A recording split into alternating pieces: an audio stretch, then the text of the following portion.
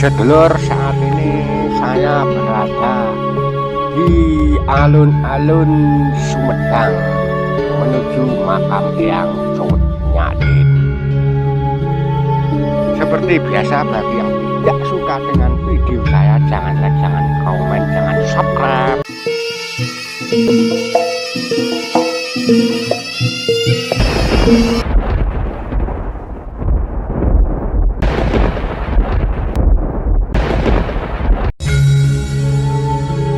Eyang Cut Nyadin adalah pahlawan nasional dari Aceh.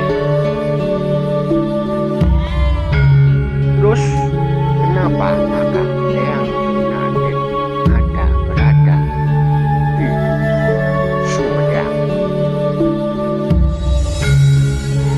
Begini penuturan dari Eyang Juru Kunci pahlawan nasional Cut Nyadin.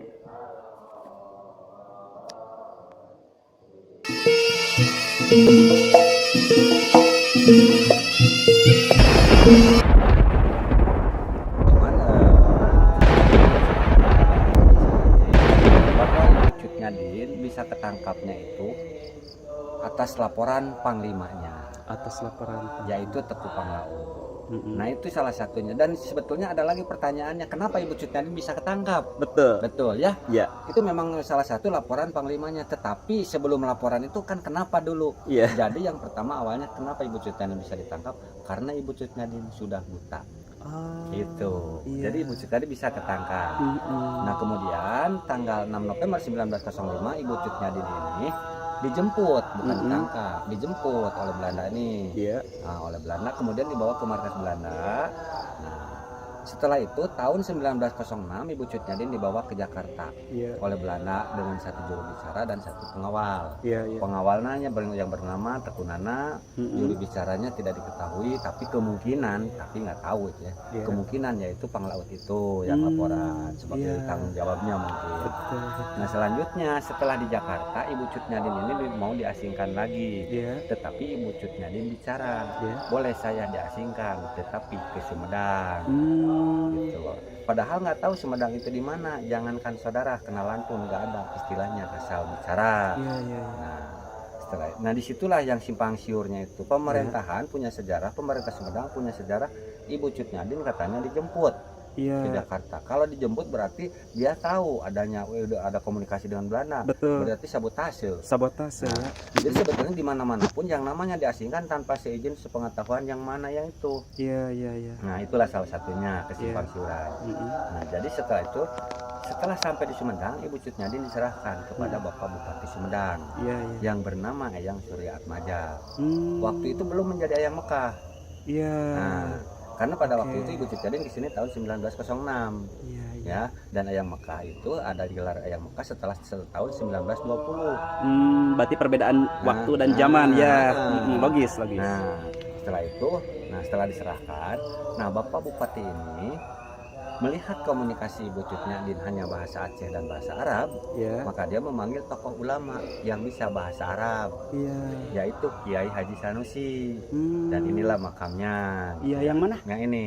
Oh, ini Nah. Kiai Haji Sanusi ya, yang merawat Cut Nyadin. Barokallah ya. Bukan yang merawat, tapi yang punya rumah. Oh, yang punya rumah. Yang merawatnya adalah cucunya. Oh, jadi Kiai Haji Sanusi ini yang punya rumah. Waktu itu Ibu Cut Nyadin tinggal. Oh, yang dimana Ibu Cut Nyadin tinggal. Barokallah, dan ini banyak sekali ya. Ini makam keluarga dari keturunan Kiai Sanusi. Kiai Haji Sanusi. Oh, barokallah ya. Masya Allah. Nah, Jadi untuk selanjutnya ya. Ibu Cut Nyadin ini setelah Bapak Bupati setelah ngobrol-ngobrol, Belanda kembali lagi ke Aceh. Ya. Dan Kiai Haji Sanusi pun pulang dengan membawa Ibu Cut Nyadin dan pengawalnya itu. Selanjutnya Ibu Cut Nyadin tinggallah di rumah Kiai Haji Sanusi bersama pengawalnya itu. Dan Ibu Cut Nyadin dirawat khusus oleh cucunya, yaitu Ibu Siti Khadijah. Iya, iya. Nah, siang malam tidur bareng, kemungkinan mandinya pun dimandiin sama Ibu Siti Khadijah ini. Kenapa? Karena Ibu Cut Nyadin sudah tua dan tidak bisa melihat. Oh, oke. Salah satunya kenapa dimandiin, karena Ibu Cut Nyadin nggak mungkin seperti orang zaman sekarang mandinya pada siang. Iya. Ibu Cut Nyadin pasti mandinya pada pagi dini mungkinnya. Iya. Zaman dulu mana ada terang, nggak ada, pada gelap semua. Betul. Nah, otomatis Ibu Siti Khadijah ini yang mendampingi. Oh iya. Waktu itu tempat mandinya pun bukan seperti sekarang, bukan Iya. keran gitu ini. Mm-mm. Dulu ngambilnya itu seperti sumur yang bulat itu. Iya iya. Nah, dengan ukuran 1 meter. Ngambilnya pun nggak pakai tali, Iya. pakai bambu. Pakai bambu. Nah, yang kayak gini itu. Oh iya, Nah, betul betul. Bagaimana kalau Ibu Cuta mandi sendiri? Otomatis Ibu Siti Khadijah yang mandiinnya. Oke. Ini logis sekali ya. Nah, itu Sesuai dengan makanya. fakta dan realita. Nah, itulah makanya saya meluruskan sejarah nih. Iya. Nah, setelah itu entah esok atau malamnya Ibu Cut Nyadin ini cerita tentang suaminya Teku Umar Johan yang di Aceh.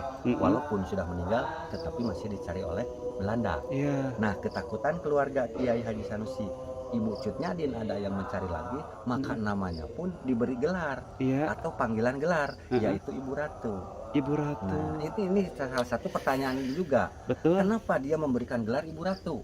Karena keluarga Kiai Sanusi ini menghormati dan menghargai sehingga memberikan panggilan yang tertinggi buat perempuan di Pulau Jawa, Baru. yaitu Ratu. Iya. Nah, iya, iya. setelah itu Ibu Cut Nyadin di sini di Sumedangnya ada kegiatan, yaitu mengajar ngaji kepada masyarakat di Sumedang. Iya, iya. Salah satu murid Ibu Cut Nyadin, ibunya Bapak Ali Sadikin yang terkenal. Itu salah satu muridnya. Nah, itu. Barakallah. Kemudian ya itulah Ibu Cut Nyadin walaupun matanya sudah tidak bisa melihat, dia masih bisa mengajar ya Iya, kepada iya. masyarakat Sumedang ini. Nah, kemudian tahun 1907 Kiai Haji Sanusi meninggal. Iya. Nah, tidak lama kemudian tahun 1908 Ibu Cut Nyadin juga meninggal.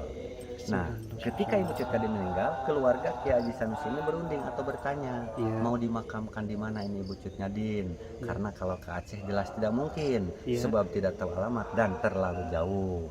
Maka Haji Husna, anaknya Kiai Haji Sanusi ini menjawab, kita nggak perlu bingung dan repot. Iya. Karena Ibu Cut Nyadin sudah dianggap sebagai keluarga Kiai Haji Sanusi, maka makamkanlah di samping makamnya. Demikian Kiai Haji sedulur, Sanusi. ada kurang lebihnya mohon maaf yang sebesar-besarnya. Jangan lupa bahagia.